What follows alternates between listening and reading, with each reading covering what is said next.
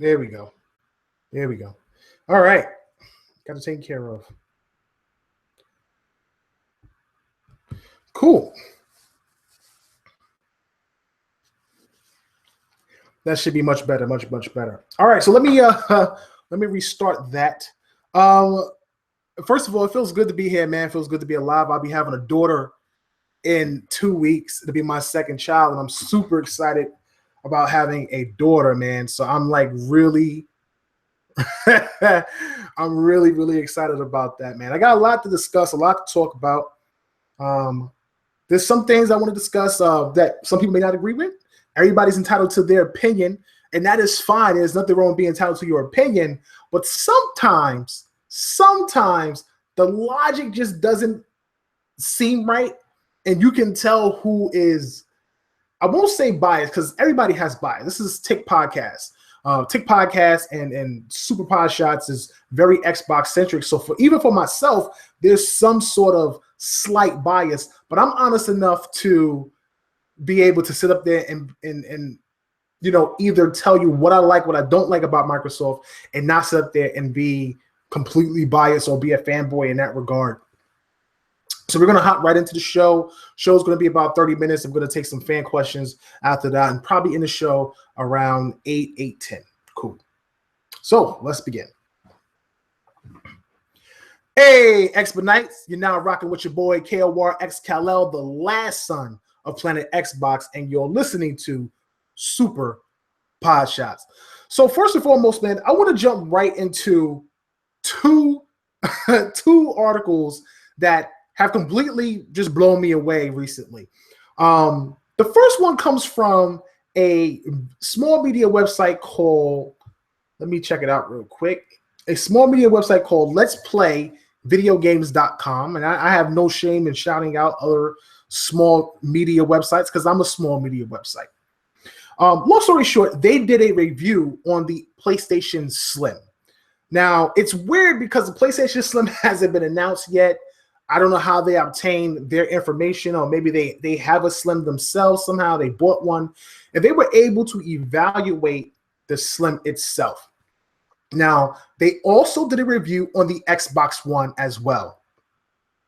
And in that regard, they reviewed the console, and they gave both consoles scores. Now, I know what you're saying, Cal. You're an Xbox guy. You're biased towards the Xbox One Slim. Listen, I gave you my opinions on this on the last Super Pod Shots and why I thought the Xbox One Slim, in comparison to the PlayStation 4 Slim, the Xbox One Slim was the better purchase, regardless if PlayStation 4 runs some third-party titles slightly better.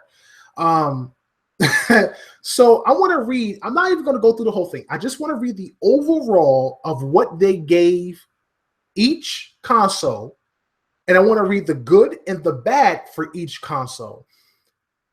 And I'm trying to figure out how they got this score. This is the only thing I'm trying to figure out. How did they come up with this score and miss so much? Okay, let's start with the 4 Slims review. So they start with the overall, and they go, overall, I really have no complaints about the PS4 Slim, besides the removal of the optical port, which I have not ever personally used. Which, to me, in my opinion, the optical port for a lot of people, I've been seeing a lot of PlayStation guys and a lot of fans in general who may be interested in getting a PlayStation say, I have no need for an optical port. Listen, everybody is different. I use it. I have the Turtle Beach's Stealth 800s, and you have to plug up the optical port to the back of the box, and I get, high digital sound coming through my headset, and there's nothing wrong with it. I think not having it, I can imagine this. If I didn't have it on the Xbox, like if I bought an Xbox One Slim and I didn't have it, I would actually be upset as a person who wears gaming headsets. Now, you have some people who have the headsets that can plug up into the controller. For me, the 800s no longer plug up into the controller. They're wireless. There's a docking station that it receives its signal from, and that docking station plugs into the back of my Xbox One. So for everybody, it's different. Some people don't care. They have everything running through HDMI on their TV. But you got people out there that have receivers They went out, they bought surround sound systems, and they use those optical ports. So in my opinion, yes, for everybody, it's not that important, but for me, it is important. And to me, that's a negative. So he goes on, he says, I have not ever personally used it. It's smaller, thinner, quieter, cooler, features a nice controller with additional features, which I don't know what the additional features are, and I personally love the new matted curve design. It's not an Xbox One S style upgrade with additional 4K functionality for those using Ultra HD screens, but I won't be upset seeing this replace the current model. Just be warned, if you want an optical port on your PS4, make sure to buy the current model before it vanishes. Now, here is the good.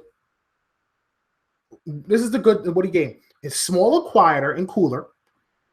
Nice controller is nothing but improved. It's like the controller is nothing but improved. I don't know. I haven't seen much on the controller. Mostly what I've heard from the controller is that they made some changes with the lighting. Besides that, it's pretty much the same controller, and they, I believe, increased the hertz to 5 gigahertz. I believe it is. So, it has a, longer distance for reception or whatever. And then it says is easier storage replacement. I don't even know what he means at that point. Is he trying to say because it's so small, it's easier to place some places? But the PlayStation 4 was also small in itself. So I don't know. I really can't decipher that. But he gave the review for the console a 90 overall. A 90 overall. Great. Awesome. So we're going to jump to this Xbox review. So for the Xbox review, I don't know who reviewed it. Could be a different person. But for the Xbox review, they go, if you're looking for an Xbox One model that's smaller, runs video content nicely in 4K, and upscales other content for TV resolution consistency, and understand it won't make games look or run any better, the Xbox One S is the box for you. I don't know what was the point of making games look or run better. I didn't hear that with the other review, but okay, that's fine. If you're looking for games to look or run better, what you're probably better off doing is just waiting for Scorpio to release sometime next year. Really? Isn't Neo coming out in a few months? Like literally, isn't it supposed to be coming out within the same year, or if not, early next year? Could that not have also been added to the PlayStation review? Then to top it off, he says, it's a better box than the original console release, but I'm hard-pressed to recommend upgrading unless you're looking for very specific features. Smaller design, no external power brick, 4K video output, and the bad, minimal game performance bump, no Dolby Vision support. Overall score, 80%. Listen, everybody's entitled to their opinion. Everybody's entitled to their opinion. And, I'm not trying to sit up here and bash the PS4 at all. I think that the PS4 Slim, for what Sony wants to do with it, is very smart, especially if they come in at a price under $300. Being able to replace the model that they have on shelves now with a better console, a smaller console, a cooler console, a quieter console, a controller that actually lasts longer than its previous edition. All of those are pluses. All of those are pluses, without question. But I'm hard-pressed to understand the logic in what he's saying with the Xbox review, or whoever's reviewing the Xbox review. No Dolby digital support, but you have HDR10. HDR10 is literally better, or going to be better, than Dolby. And on top of that is actually being upgraded and updated into most 4K televisions. And if you don't have one, you can purchase one nowadays pretty soon. So I don't understand that logic. He doesn't reference the HDR in that. He tells people to go out and buy and, wait for the Scorpio if you want better looking games. But that doesn't defeat the purpose of somebody who just wants a smaller box. a box that's better, that stands up, is more ergonomical for their house. I'm not understanding the logic between the two. I can go on and on about what this person is saying and what that person is saying. All I'm trying to say is, if you're going to hit the points on one particular console and you're trying to, your damnedest to make it seem plausible that this is the reason why I deserve this score, and then to turn around and take some of the strengths from another console, not acknowledge it, and actually kind of like shove it to the side a bit, and then lower the score to an 80, I just don't see how that's logical when everything in the Xbox Slim is a complete improvement over the original Xbox. Even the performance bump, even if you say for yourself, well, the performance bump in the console is a slight bump. It's a bump that PlayStation 4 Slim has not have. It doesn't do. There's no bump. Even if Sony's PlayStation 4 locked everything at a particular frame rate. And sometimes they don't even do that. Sometimes, just like the Xbox, the frames drop. Even if the frames drop, Sony could have upclocked and they could have easily had a performance bump, but they didn't do that. How is a performance bump in a console not a plus? How was that not acknowledged? It doesn't have to be major. It can be slight, but it's a performance bump nonetheless. So in my understanding, it's like people always harp on about media bias doesn't exist. And I'm not saying that it doesn't exist. All I'm saying is that if you think that there are particular people who write for a website and they don't favor a particular console or a particular company, you'd be wrong. And that's just really the reality of it. So I don't want to hear anything about, media bias or who doesn't have media bias or who's doing this, that, and the third. Certain people favor certain things, and when they do that, they show it. And certain sites do that. So when you start seeing these games dropping and the games come out and the review scores are certainly low, and you have the PS fans go, oh my God, this is biased, this guy hates this game, or you have Xbox going, oh my God, this is biased. It could honestly just truly be that somebody does not like the game for a particular reason, or they feel like the game is not better than something they play on the console of their choice that they like. So, it's just crazy, man. It's crazy. I don't want to really get too deep into it. It's just funny that you have smaller sites like this do these small things, and then people don't understand why certain people feel the way they do when it comes to the media at large. You have bigger media that needs to play to a certain demographic because that demographic brings in the views. So you need to put out more content for that demographic and keep those people pleased. And then you have the smaller demographic feel like, they don't get enough attention, or they feel like they're, everybody's always down on their console of choice. And it's vice versa. It's the same thing that happened with the PS3 and the Xbox 360. 360 was such a dominant console early on. It couldn't do no wrong. Even through Red Ring of Death, it still was getting high praised. And, Sony it couldn't keep up. It wasn't doing great with third parties. In the end, Sony Worldwide did a great job. They made a great comeback. And to this day, both consoles are damn near neck and neck. So, they've both done extremely well last generation. This generation clearly is different. But at the end of the day, there is definitely a difference in how people feel on particular consoles. And you'd be hard-pressed to think that it's not when actually it is. On the flip side of that, Forbes.com, who, by the way, is probably one of the most biased Xbox sites I've ever gotten news from, I've ever seen. Like, honestly, I'm not even joking. Everything that comes out of Forbes is negative towards Xbox. And I'm not saying that it's not their opinion and it can't happen, but everything, well, today I was freaking surprised out of my mind when I got a chance to read their review of the Xbox One S console and what they figured out about 4K and how it actually is better than TV's regular upscaler. I want to read this to you guys real quick so you can understand where I'm coming from with this.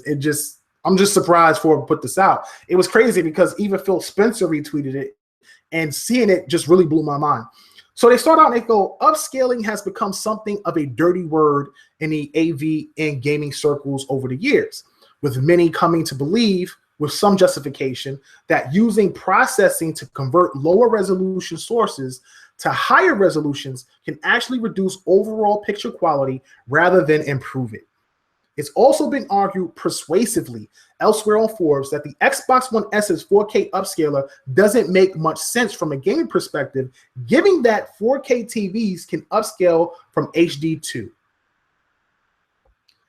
The Xbox One S, though, tramples unceremoniously all over these arguments by delivering quite simply one of the finest upscaling performances I've ever seen. My years of experience in the AV world have taught me that getting good quality source equipment to upscale resolution rather than leaving it to a screen often yields superior results. But even knowing this didn't prepare me for just how much cleaner, sharper, and less noisy games looked on a 4K TV via the Xbox One S than they do via the original Xbox One. The impact was enough to make games I've already played to death on the original Xbox One feel like I was playing them again for the first time on a completely new console at something genuinely approaching 4K resolution. Now, that's a big deal. That's a big deal. Now, I don't have an S. All I've heard was high praise from people who have the Xbox One S and things like that. I can only imagine what it would be like to finally get a Scorpio and get a chance to play it. But just to think about what they've done to the box and what they put in the box, Microsoft Scaler has always been great. Even in the Xbox One, when it upscales to 1080, the games have always looked great. So I never gripe over resolution when it comes to the Xbox One. A lot of people gripe as if when you play the game actually is going to have a whole square black box around it. If a game comes out at 720p, for example, like Battlefield 1, which is out now, you can play it. I haven't played it yet. I'm going to play it tonight, but I heard it was amazing. And very similar to Star Wars Battlefront, and it looks just as good as Star Wars Battlefront. When you play a game like that, and that game supposedly, is that the game that scales? No, that's not it, is it? I think that game scales. But supposedly, when you play the game, the textures are so good that you really don't notice the resolution. And that res bump with the Xbox One scaler really makes game look good. And you really don't even notice it unless you are more than likely a PC gamer that deals in resolution on a consistent basis. Most console gamers don't. So the whole talk about resolution is just bad. It really is. And I said this last show, it's been terrible all generation. It's been almost like a taboo word nowadays because everyone, is so hopped up on resolution and what it could do. People aren't even noticing that the games are not even doing that good, or games aren't selling, or games have been flopping and things like that. It's just a funny situation. But I applaud Forbes, man, for doing some due diligence and, getting out the word about the Xbox One Slim and 4K's upscale and how it makes games look better than it would if it just was maybe my Xbox, which I play on a 4K TV. And that, in my opinion, I don't even think it up-reses anything because every time I see the picture, it just sits in 1080. I'm sure it makes the game look cleaner. It does look cleaner in comparison to my old TV. This is my old 1080p TV. And by the way, if you're noticing the room is different, it's because I've been kicked out of my game room, and my game room is now my daughter's room. So I'm doing this in the bedroom until I can get a green screen and change everything up. So it's just funny, man. Very funny situation. But yeah, I just wanted to talk about those two differences and how you have one instance where you have two reviews. One, to me, logically doesn't make sense because you're not focusing on what it does better than the other one. And then in another review, you focus on everything that it does better than the other one, and both get reviews, and one is higher than the other. I just don't understand the logic behind that, but everybody's different. And of course, Forbes just blew me away with this review. I'm surprised. I was expecting them to bash the Xbox One Slim like they always bash Xbox, but surprisingly, they surprised me today.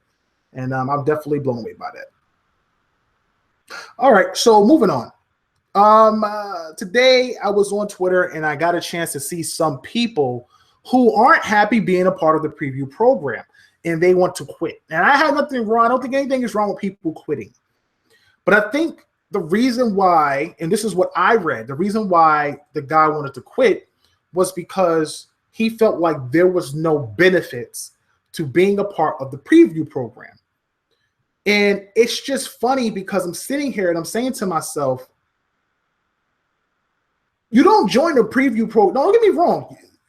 If you get in the preview program, you get in the preview program because you're able to easily, get all of the updated features you would normally get in the Xbox One almost weeks, months early, depending on what it is. But with that, people have to understand with that, you also get all the bugs, all the issues, all the problems. Your games might not run, games might crash. There's a ton of things that happen in that regard. And I think people tend to forget that. I think they get the update and that's it. So when their console starts acting up, they lose their mind and they no longer want to be a part of it. And they feel like, oh, I got too many bugs and my console keeps crashing and I'm not getting any benefits to it. If you're joining the preview program for benefits, you're doing it wrong. The preview program obviously has some perks to it. At the same time, you have to expect all these negative things that's going to happen. You are pretty much beta testing the next update for the Xbox. And they've been doing this for almost 2.5 years now. So, I don't really feel sympathy for anybody who joins the program and then suddenly wants to quit or suddenly they're crying because they're having these major issues. Now, the cool thing about what happened today was that Mike Ybarra came out. He was on Twitter and he was able to talk to the guy and explain, hey, sorry to hear that, but it is, not it is what it is, but when you're part of the preview program, this is what you would expect. And they have to get this information back and they're able to fix these things and stuff like that. And every once in a while, Microsoft hooks the preview members up. You get early access to certain games, you get beta codes, and you get to test things early. Like, I can't wait to get my hands on these groups that's coming out, or these clubs that's coming out on the Xbox One this fall.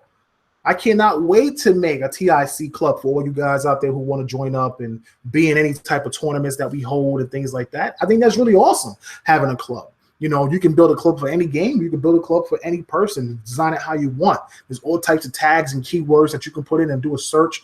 And literally, if clubs aren't locked, you can pretty much join any club and enjoy yourself. And I think that's really cool, man, especially for people who don't have a group or a bunch of friends to play with. And it's something that I try to do with Core, which is my clan on the Xbox. One of the reasons why I made Core, especially early on, was because what I wanted to do was I wanted to have a place where no matter what time of day, no matter where you were at, you were able to play games with someone. And the crew is sort of casual in a way, but I do have hardcore guys as well. And because of that, we have a good mix of both. So you got guys that's constantly playing Call of Duty or Battlefield or Titanfall or Destiny, and you got guys that's jumping from one game to the next, So, I really like that, and I think a lot of the clan members in there like that as well. So I think it's really cool that when clubs come, you'll be able to make any type of club you want, join the club you want to be in, and just kind of like, build your own circle, and be in as many clubs as you want if you can keep up. Because I would love to be in like an Elder Scrolls club. Because I don't have a lot of people, like nobody in my clan plays Elder Scrolls anymore. So it's like I'm stuck playing the game by myself. And I don't want to play the game by myself. I'd rather be grouped up with somebody leveling up and playing the game. And I can't do that. So I would love to have an Elder Scrolls club, et cetera, et cetera, et cetera. So I think that's really cool when that comes out. But that's one of the perks of being a part of the preview program.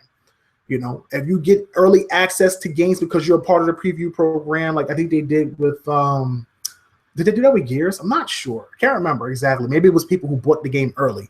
Yeah, I think that's what it was. People who bought Gears of War Ultimate Edition had early access to the Gears 4 beta. I can't remember what game it was, but it was a game where being a part of the preview program allowed you to be a part of play the game like a day or two early because you're part of the preview program. And they do that every once in a while. And I think that's cool. That's cool, man. But you can't really get upset that you have bugs or you have issues with your dashboard or something's wrong with your console. You just have to wait for that next update. And they're pretty quick about updating. You might not even notice it, especially if you have, soft launch going, if your console is sleeping, which I think is really cool, how they allow you to make the console go to sleep by telling Cortana to go to sleep. I think that's pretty dope.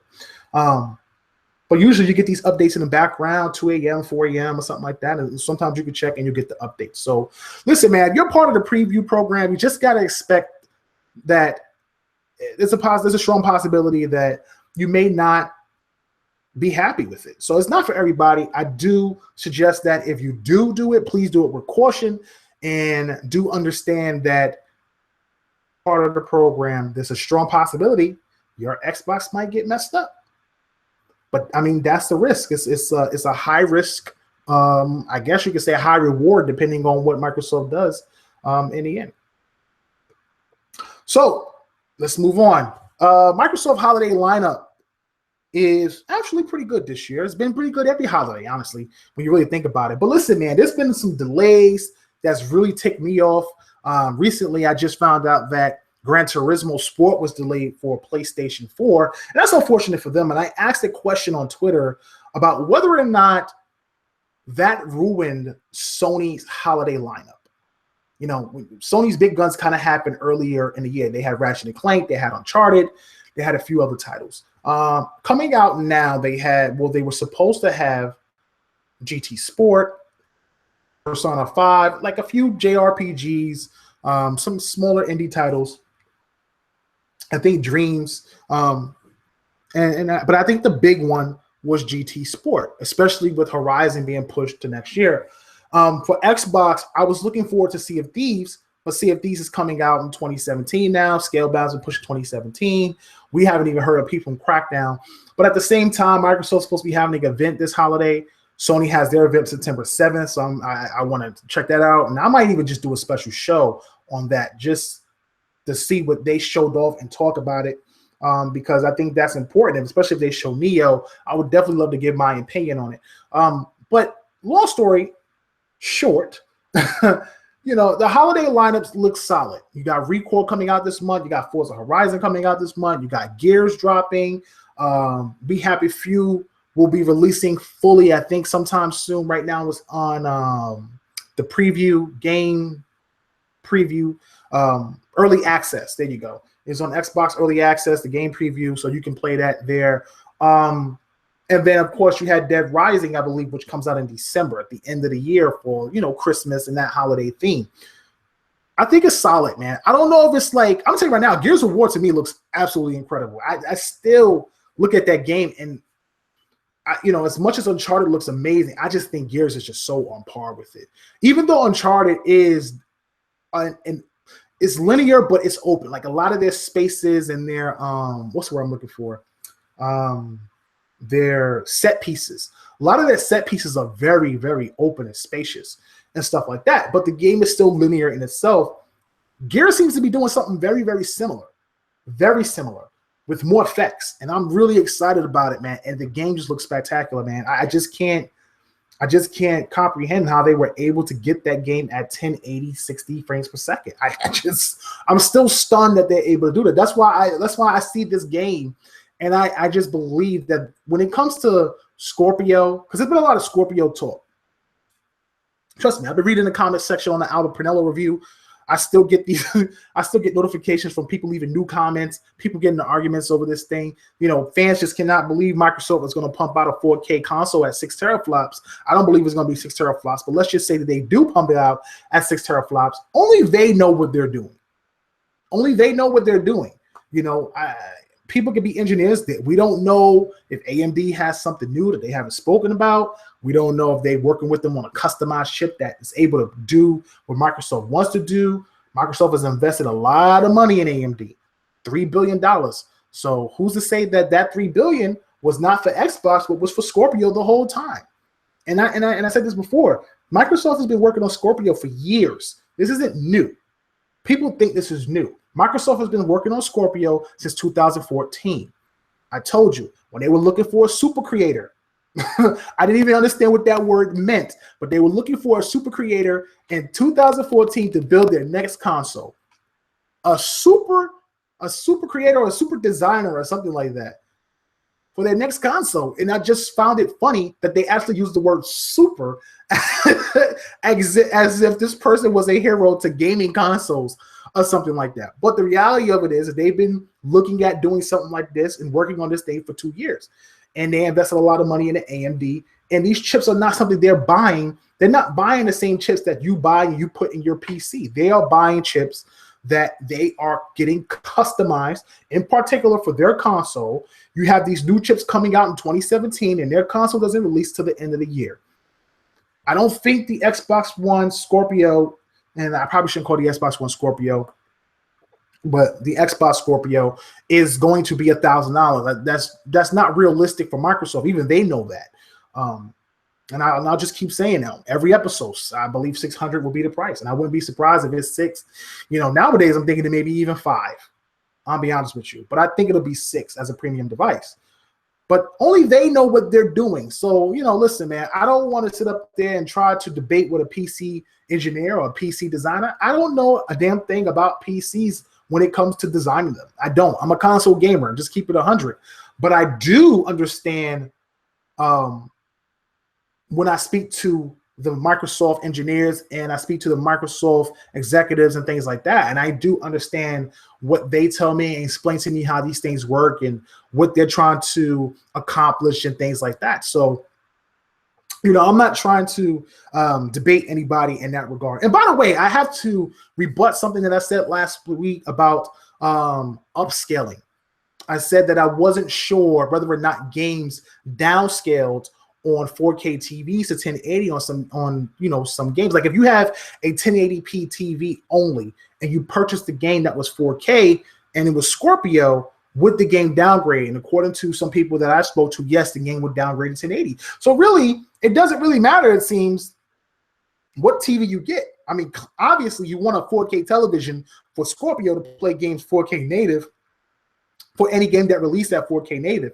But anything that doesn't release that 4K native, you'll still, let me not say that, but anything that releases 4K native, but you don't have a 4K TV, my understanding is that it will still play. It will just downscale or down res to 1080. Don't know how it works. That's what I was told. I'll definitely do some more research on that and come up with my own answers, but that's my understanding and things like that. You guys can debate that in the comment section if you like. By all means, please do so. And if you have any comments, please go ahead and leave them in the comment section. So, man, getting back to this holiday lineup thing, it's just weird. I'm just kind of like, I don't mind delays. I think delays are important because if you're delaying a game, that means that the game is going to look better. Delaying Final Fantasy 15 for the Xbox and for PlayStation has done wonders to that game. It really has. What we saw at E3 was a joke. It was a disaster, especially happening on Xbox stage in itself, which is embarrassing. But when you see it recently, it looks amazing. The game looks really, really good, and it's actually making me really have a bigger interest in the game itself.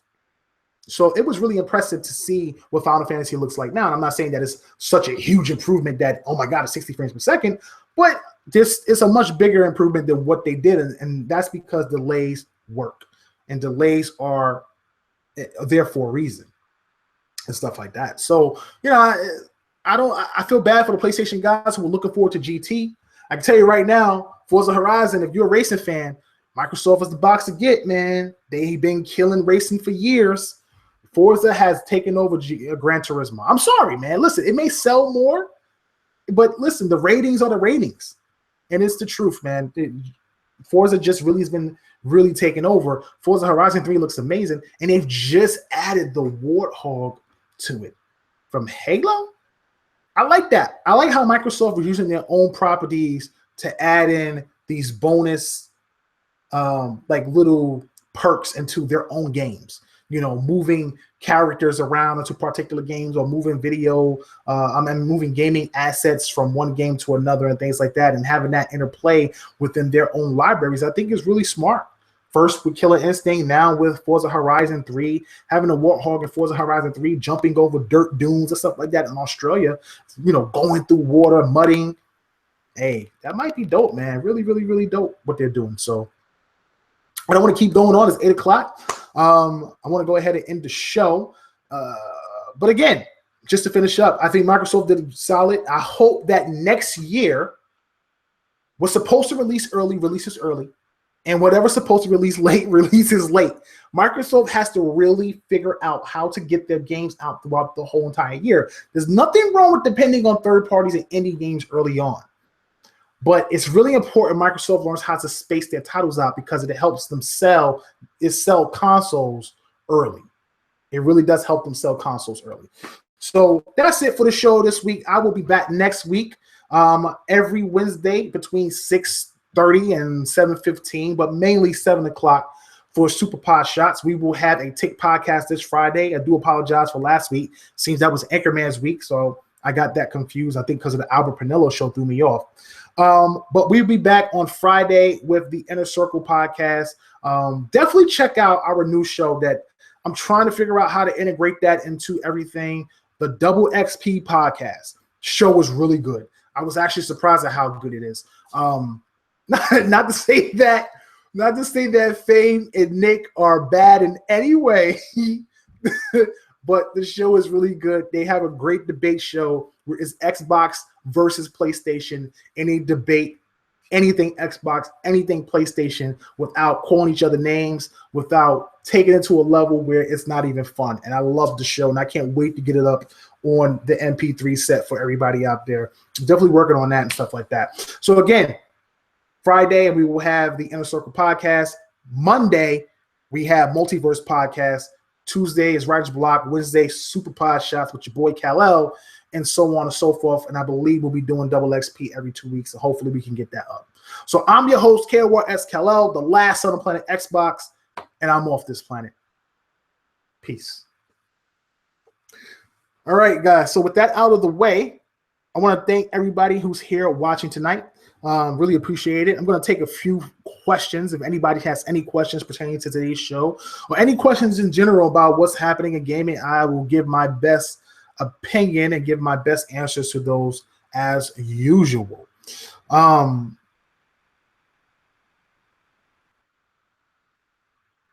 Christopher Russell says, does Gears have a Warthog type vehicle? I don't think so. No, not really. Because Gears is like a cover shooter. They really use vehicles. But I tell you what's really cool in Gears 4, that motorcycle they were showing off, man. That motorcycle they were showing off was really badass. And the fact that they actually have motorcycles in Gears 4 is just dope in itself. So I'm really impressed with it. I can't wait to get my hands on Gears 4, man. Like it's funny because my hype level for Gears was like this. It was like, it really wasn't even that high. You know, I don't know why it wasn't that high. Maybe because early on, the first impressions, all I saw was visuals, and I really wasn't impressed with anything else. Not to say that Gears wouldn't be great. Just I wasn't blown away by it. But the more I've seeing it at E3, seeing the recent trailer that they put up on the Xbox where they focus on the music, which, by the way, they have the composer who did the music for Game of Thrones, which I thought was just genius. And it sounds really great. But then they had these little cutscenes in between that where you have guys on motorcycles riding, being chased down by, DBs, which is like the androids that they're sitting after Marcus and things like that. Really impressive what they've done. Really excited for Gears this holiday season. Hey, Stu Jersey, what's up, brother, man? You missed the whole thing. Yeah, man. You know, I gotta keep it short tonight. And besides, I want to try to keep the show short in itself. I don't want to keep rambling on and on for an hour.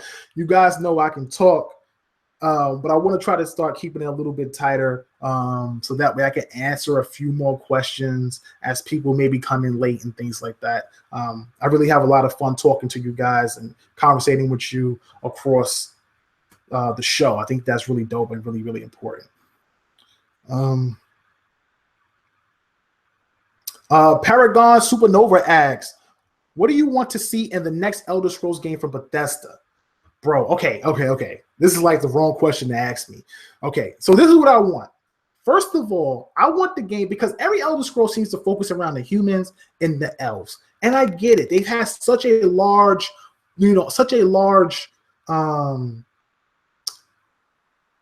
history within the Elder Scrolls. Like, they've played the biggest roles. But I really would love to have the whole entire Elder Scrolls focus around the maybe half of the Khajiit and half of the, I can't remember what the lizard people are called, but half of them. and focus on their world and how that all plays out. Because in my opinion, the Khajiit are almost like Arabic, like as a race. I feel like if they were humans, they would be the the Middle Eastern class of the way they talk, and sometimes the way they dress with these earrings and the garb that they wear and stuff like that. Even the what are they called? The red something, which I assume is like the black characters of the game. And they're like Moors or something like that. And they also have like Middle Eastern, weapons and swords and stuff like that. I would love for the game to take that approach and maybe go in that direction and stuff like that. You've done things with Skyrim and kind of dealing with the Viking aspect of it, which is dope. And you've done things with the Kingdom and Oblivion, and same thing with the first game in Morrowind. I would just love, yes, the Argonians. Thank you, Garfunkel. The Argonians and the Khajiit. I would love for them to focus on that. Definitely. I think that would be really cool to maybe do things underwater, do things as swamps, dealing with the history of these characters and their gods and their heroes, and getting that different perspective. Even as a human being character, I think will be really cool. One of the things I love about Elder Scrolls is the different styles that they do with the weapons. Like in Elder Scrolls Online, building the different bows, because I have a character that is a one-handed, like a sword and shield with a bow character. Normally, I would be a rogue with a bow, but because I can't do that the way I want to do it in this game, like I did in regular Elder Scrolls, to make like a true assassin, like I would have a dagger and a bow and arrow. I would sneak up behind people and assassinate them, and I would get crit hits with the bow from the shadows, and it would like really just knock anybody or kill anybody in an instant. I really can't do that in this game. It doesn't work that way. So because I can't really combine the classes the way I want them to combine them, I kind of have like a one-hand shield, and then I have the bow and arrow. But I just like the different styles of fighting different pieces of metal and stone, and getting certain types of wood, and being able to increase the power and then design it based on the race and the characters. Really, really dope, man. Really dope.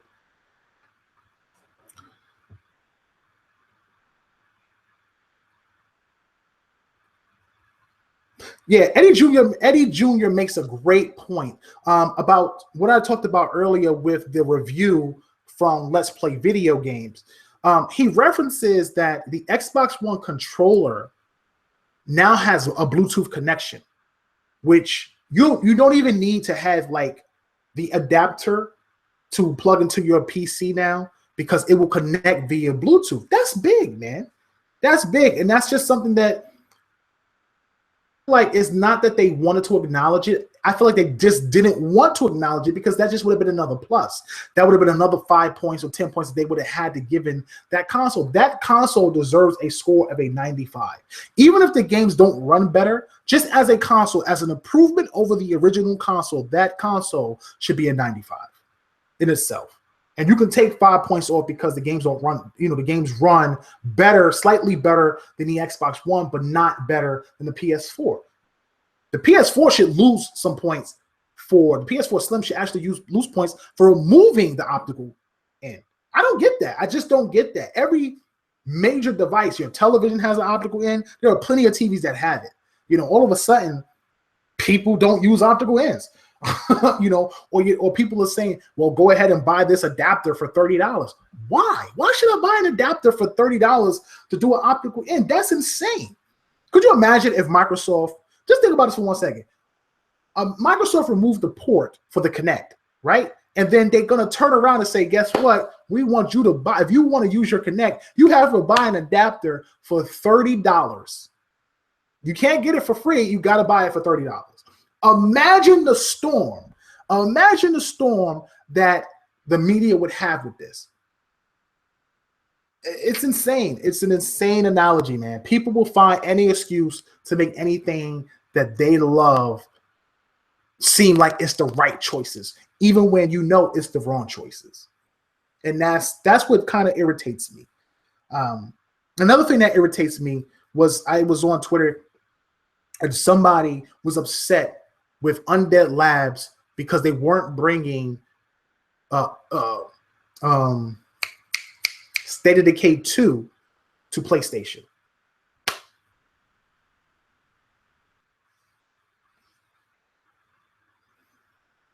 Literally went to them and told them he hates them because they're not bringing it to PlayStation. And when someone said to them, well, Microsoft has a deal, a 4-year deal with Undead Labs, he said, I know, but I hate them because of it. You know what I respond to that is? My response to that is, then buy up an Xbox. If you want something that badly, even if it's one game, and that's another thing that I hate, when people be like, well, I'm not going to buy a console for one game. There's other games. There really is other games for you to discover. If you don't buy the console, you'll never learn what's on it. So to sit up there and say, well, I don't want to buy it for one game, there's a ton of games. People think Microsoft or the Xbox doesn't have exclusive. There's a ton of games that's only on Xbox. So sitting there and saying, I'm not going to buy it for one game, I just don't get it. I don't get that at all. And I think that people should really acknowledge that there are games on both consoles, that the consoles are both worth getting. And that includes the Xbox One, regardless of what people say about some games going to PC. I can only get I don't play on PC, so I can only get those games on Xbox. That's just the truth. It's the honest truth. I don't have a desktop. I don't have a desktop built to play those games. So I can only play it on my Xbox. And for me, that's exclusive to the Xbox console. So I just really think it's really important, man, why, people should stop doing that. But if you really want an Undead Labs game, if you really want State of Decay, and you love the first one maybe because you had a 360, then go ahead and buy an Xbox. You can get one for $299 now. Matter of fact, I saw an Xbox One Slim for $249, and it came with 2 games. When Black Friday comes, those prices are going to be dropping like crazy, bro. You're going to probably be able to get a console for like $250. Seriously, for $250. So it's going to be crazy. Hey, what's up, Mang Fu? What's good, man? Appreciate you stopping in, bro, for the night shift. Yeah, but that's what I'm saying. Like, I was upset that Kingdom Hearts 2.8 is not coming to Xbox. And the reason why I'm upset about that, and it's different. This is a difference, though, because Xbox is getting Kingdom Hearts 3. Imagine playing Mass Effect 3, but not playing 1 and 2. You don't know what's going on. You don't know who Sovereign is. You don't know like who all these characters are, why this race is being decimated, who are these zombie, like you don't know nothing. You have no idea like who these characters are. So if you've never played Kingdom Hearts on Xbox, and don't get me wrong, I played both Kingdom Hearts 1 and 2 because I had PS2 and I had a PS3. But I played both on PS2. And I loved 2. 2 was awesome. Organization 13. That's the name of our crew on ARC. Organization 13. But yeah, you have you've played it on PS2, but if you're a diehard Xbox guy, you've never played it, like you've never played it at all, you will be literally confused as to who Sora is and who these other characters are, or why Mickey pops out of nowhere like a ninja with a black robe on and just puts in work. You'd be like, what is this game? How can you not put 2.8 on the Xbox?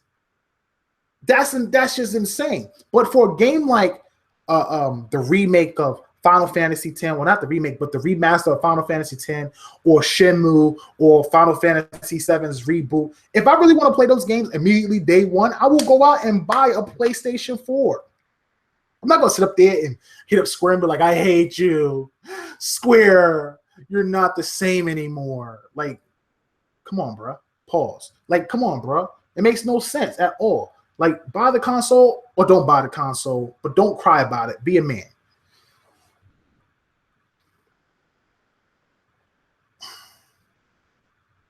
Eddie Jr. says, because of Play Everywhere, I built my first rig and I still go back to my Slim. I hear you, man. I hear you, man. I don't know, I've thought about it. I thought about building a rig.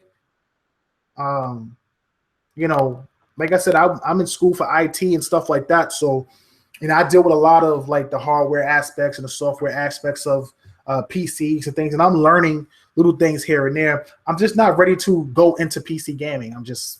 I'm just not. I really don't have the time, honestly. As a family man, I don't have the time or the money to invest in it, especially with a baby girl coming on the 14th of September. I don't have it. I got too much on my plate, and plus I'm investing in ticks, so there's a lot of things going other places.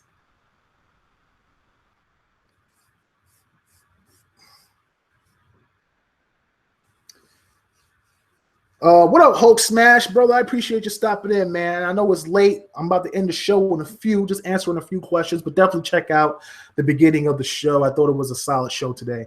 Hulk Smash asks, how do you think Recore will sell? I think Recore, I'll be honest with you, I think Recore will do okay numbers. I don't think it's going to do what I would like it to do, but it's a cheap entry point. So if you're interested in getting the game for $40 and you don't like it, I don't think people will be mad because it's a $40 game. The game is supposed to be 8 to 12 hours. It is very Metroid-like. So if you played Metroid, like Metroid Prime back in the day, you'll love it. The only difference is it's not first person. Metroid Prime was a first person title. In this regard, it's third person, but it feels old school. So I think if people are into those type of games and they really like it, they'll love Recore. And if they don't like it, then they may not be too upset that they spent money on it because it was only $40. A lot of people grab about games that are $60. No man, Sky. But at the end of the day, people wouldn't be so upset if the game was $30. You know what I'm saying? So having a $40 entry point for a single player experience, I think, is really important. I wish they would promote the game a lot more. But I mean, if you don't know about Recore, I'm about to say Recore Sky. Oh my gosh. If you don't know about Recore already, bro, then you kind of like in the dark. You know, it's been promoted on the front page. It's been at damn near every E3. Come on, we've seen Recore for like 3 E3s already. At least that's how I feel. I keep seeing Recore everywhere.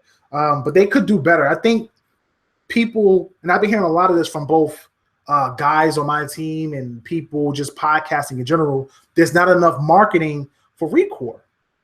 And it's funny because even though it's not enough marketing for Recore, I feel as if most Xbox gamers, at least the hardcore, know about it. Microsoft just isn't the same Microsoft. And I think people need to stop expecting Microsoft to go back to being the old Microsoft. They're just not investing in marketing as much as possible, and they're going to rely heavily on word of mouth.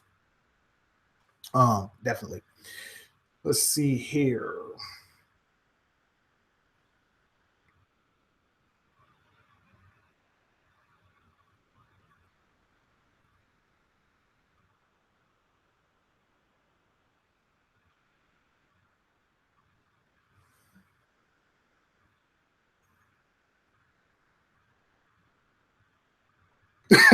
Tom Crow says Square actually answered why it's not coming to Xbox, but they pretty much avoided the question and said Kingdom Hearts 3 has unique stories for each world, so Xbox gamers can enjoy the Disney World stories. Really?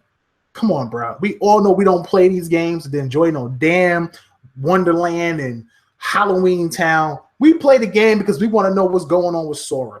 We want to know what's happening with the Heartless. We want to see what's happening. Can they complete the story and get some badass keys and build some dope ass gummy ships? And that's what it's all about, man. So, you know, Square, they can, I don't want to diss Square because I got to rely on Square for TICGN. So I'm not going to diss Square, but Square know what they can do with that bull right there. Oh, man. Yeah, you know, Morganism says, I think PlayStation paid for exclusivity for 2.8. It's possible. Maybe they funded it. I think they've been funding a lot of third-party games from Square and indie games in general. Sony has really invested. I'm telling you right now, I swear to you, Sony and Microsoft flipped. They just switched this generation. Sony has not pumped out a lot of first-party titles. And I know a lot of people talk about Sony has games, but when you really look at first party, they really haven't pumped out a lot of titles, honestly. They pumped out some remasters, but they haven't really pumped out anything like that's, you know, the next God of War or the next Uncharted. and they did that with The Last of Us, but that was last gen. They haven't done anything this gen. So for me, it's, they haven't been who they used to be. At the same time, they've invested a hell of a lot in infrastructure. They invested a lot in third party. They invested a lot in indie games because it's just cheap to purchase indie games. It really is. Some of the best indie games this generation has come out of PlayStation. So I tip my hat to Sony in that regard. They've done a wonderful job when it comes to securing third-party deals. The fact that Microsoft doesn't sell in Japan and the Japanese have completely just abandoned the Xbox when it comes to certain games, especially JRPGs, they have really just locked it up, really without even having to do much. And that's why I think Microsoft has to put in a bigger effort. Hopefully, Scorpio allows them to do that because it would be then the top console you would make games for, put Microsoft back in control in third party for at least 2 or 3 years before Sony drops PS5. And then Microsoft will be in control of third party, and people will be more willing to do things on the Xbox, I think, first, or you would at least get the better quality games on the Xbox. And what that would do is then make people consider buying an Xbox because the games, third party wise, are actually better on that console. And that's really the reality of it. That's the truth. He who controls third party controls the world. Yes. Oh, man.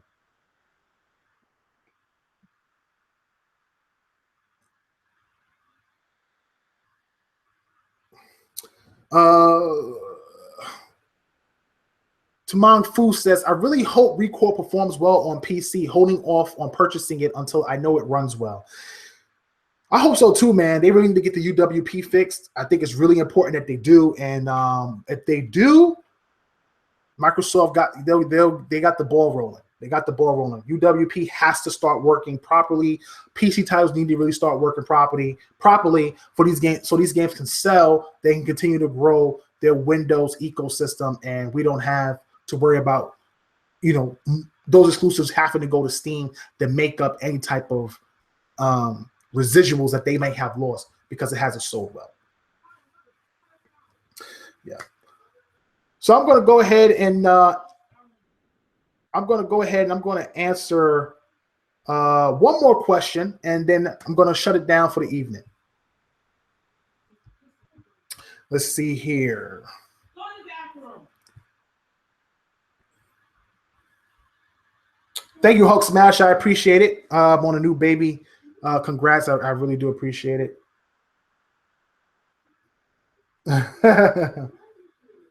Let's see. He who controls third party in the gaming media.